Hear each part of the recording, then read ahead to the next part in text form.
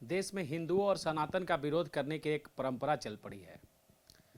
कुछ लोग ऐसा मानते हैं कि उनका विरोध करके किसी दूसरे को खुश करके वोट बैंक की राजनीति को प्रभावित किया जा सकता है और एक बहुत बड़े मास को अपनी ओर आकर्षित किया जा सकता है।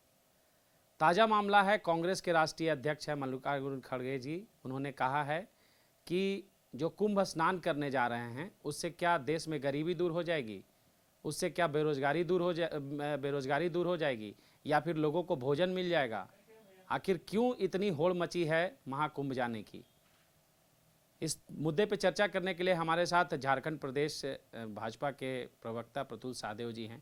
प्रतुल जी, क्या मानते हैं कि जोहार राजीव जी, आपके तमाम दर्शकों को मेरा जोहार। इस तरह का स्टेटमेंट आखिर इतने बड़े लोग क्यों देते हैं? देखिए, ये सनातन विरोधी इनकी मानसिकता है जो साफ उजागर हो जाती है। महाकुंभ 12 वर्ष के बाद आता है। इस बार जो ग्रह का संजोग आया वो सैकड़ों वर्षों के बाद आया है। तो आप सोच सकते हैं कि किस तरीके की स्थिति है, और इससे पवित्र इतनी बड़ी गैदरिंग पूरे विश्व में कहीं नहीं होती है। ये हार्वर्ड बिजनेस स्कूल की टीम आई हुई है स्टडी करने के लिए कि 40 करोड़ लोग आएंगे, उनका इंतज़ाम किस तरीके से किया गया। हमारी आस्था का बड़ा प्रतीक है। कहते हैं कुंभ में एक डुबकी भर ले लेने से आपको मोक्ष की प्राप्ति हो जाती है, और उसमें अगर कोई व्यक्ति इसको किसी और राजनीतिक चश्मे से देख रहा है तो हम तो खड़गे साहब से कहना चाहेंगे, खड़गे साहब हिम्मत है तो ज़रा मना करके देखिए कि मक्का मदीना जो जाते हैं हज करने के लिए उनको मना कीजिए। आप वेटिकन सिटी जो जाते हैं क्रिश्चियंस, उनको ज़रा मना करके देखिए। पर देखिए क्या है ना, इनको लगता है चूँकि सनातनी बहुत सहनशील स्वभाव के होते हैं तो इनको लगता है ये टारगेट करके चले जाएंगे। पर अब सनातनी समाज जग गया है। ऐसे सनातन विरोधी मानसिकता वाले बयान देने वाले लोगों को हम लोग चिन्हित करते हैं, और कांग्रेस की दुर्गति का यही कारण है ना कि सनातनियों को उन्होंने लगातार उपेक्षित किया, सिर्फ तुष्टीकरण की राजनीति की। इसलिए तीसरे बार भी ये लोकसभा में सत्ता में नहीं आ पाए। इस बयान ने कांग्रेस के दोहरे चरित्र को उजागर कर दिया है। ये सिर्फ और सिर्फ मुस्लिम तुष्टीकरण के कारण, वोटों के कारण हज में सब्सिडी देते थे साहब, और कुंभ मेला तो बिना सब्सिडी का हो रहा है। सरकार ने जो खर्च किया है 7,000 8,000 करोड़, और 2 लाख करोड़ का वहाँ पर व्यापार होने जा रहा है।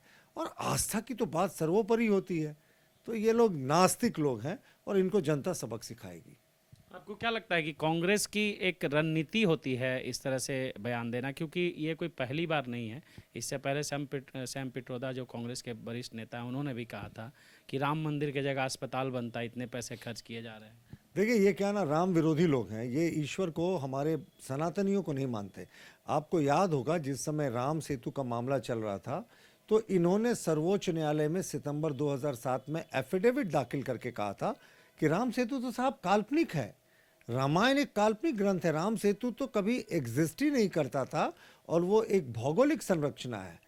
और उसके बाद आप सोच सकते हैं, मर्यादा पुरुषोत्तम भगवान श्री राम के लिए उस एफिडेविट में था कि वो सीता मैया, भगवान श्री राम, लक्ष्मण जी, महावीर जी सब काल्पनिक कैरेक्टर हैं। तो कांग्रेस ने जिस रामायण जैसे पवित्र ग्रंथ को एक काल्पनिक कॉमिक कैरेक्टर बताया हो और भगवान राम के अस्तित्व पर प्रश्न किया हो, तो आप इनसे क्या उम्मीद कर सकते हैं। और महाकुंभ से ना, दरअसल महाकुंभ अभी बड़े सफल तरीके से ईश्वरीय कृपा से चल रहा है, और मैं मानता हूँ कि दुनिया का कोई भी प्रबंधन ना बिना ईश्वरीय कृपा के इतने बड़े गैदरिंग को अच्छे से नहीं चला सकता। बहुत अच्छे से अभी तक चल रहा है, और उम्मीद करते हैं ऐसे ही समाप्त होगा। तो इसमें लोगों को खटक रहा है कि ऐसे सनातनियों की आस्था कैसे उमड़ रही, क्योंकि अब तक का विशालतम कुंभ है। पिछली बार मुलायम सिंह यादव के समय भी कुंभ हुआ था, लेकिन इस बार का कुंभ, उसकी संरचना करीब करीब 2000 ज़्यादा गुना बड़ी है। तो यही लोगों को खटक रहा है। और सनातनियों की आस्था की बात होती है तो अनर्गल बयानबाजी होती है।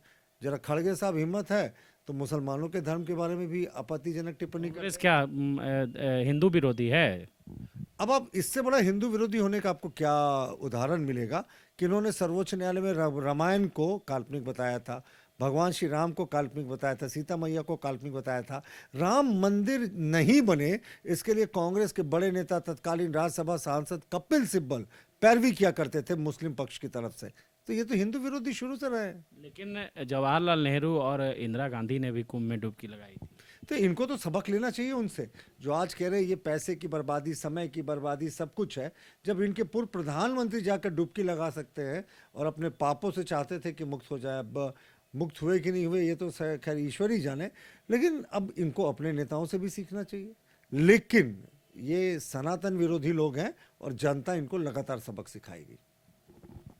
पॉप गायक क्रिस मार्टिन हो या फिर एप्पल कंपनी के फाउंडर हो, तमाम ऐसे विदेशी चेहरे हैं, उनके साथ साथ 2 लाख लगभग ऐसे विदेशी लोग हैं जो अभी तक कुंभ में डुबकी लगा चुके हैं। लेकिन उसके बावजूद भी जिस तरह देश के ही अंदर सनातन को लेकर विरोध की जो एक प्रचलन शुरू हो गई है और एक कह सकते हैं कि अपनी और आकर्षण को लेकर एक जो होड़ शुरू हो गई है, ये होड़ कहीं से भी एक स्वस्थ राजनीति के लिए अच्छी बात नहीं है। इसे काफ़ी घृणित माना जाएगा किसी समुदाय विशेष को, किसी धर्म विशेष को टारगेट कर दूसरे धर्म को खुश करने की राजनीति करने को। सहयोगी नवल के साथ Rajiv Ranjan, news alert India के लिए रांची से।